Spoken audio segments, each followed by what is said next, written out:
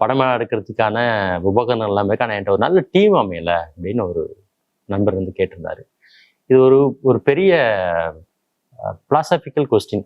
ஒரு நல்ல டீம் அமையாது அப்படிங்கிறது வந்து எல்லாருக்குமே தெரிஞ்சது. அமையாது. நீங்கள் வந்து இதை இறுதியாக சொல்லப்படுறது அதுதான். ஒரு நல்ல டீம் வந்து அமையாது. ஆனால் அமையாமல் நீங்கள் எப்படி நல்ல படம் எடுக்கின்றத பற்றி நம்ம அதில் பேசப்படும்.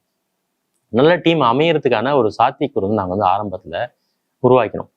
தமிழ் ஸ்டூடியோ ஆரம்பிக்கும் எனக்குமே நிகழ்ந்துச்சு. நான் வந்து ஃபாரினில் படித்து வந்து இங்கே வந்து ஒரு ஷார்ட் ஃபிலிம் எடுக்கணும்னு ட்ரை பண்ணும்போது எனக்கு ஒரு பெரிய டீம் கிடைக்கல.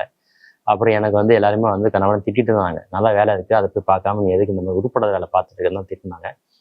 நானும் அதை மீறி ஒரு ஷார்ட் ஃபிலிம் எடுக்கிறதுக்கு நிறைய பாடுபட்டு இருந்தோம். எனக்கு ஒரு நல்ல டீம் கிடைக்கல. வரவங்களும் எப்படி இருந்தாங்க அப்படின்னா, ஒன்று பணத்தின் மீது ஆசைப்பட்டவர்களாக இருந்தாங்க, இல்லைனா வந்து சினிமா பற்றிய புரிதல் இல்லாதவங்களா இருந்தாங்க. ஸோ இந்த மாதிரியான டீம் தான் நமக்கு அமையும். தமிழ்நாட்டில் பெரும்பாலும் அப்படி தான் எல்லாருக்குமே டீம் அமையும்.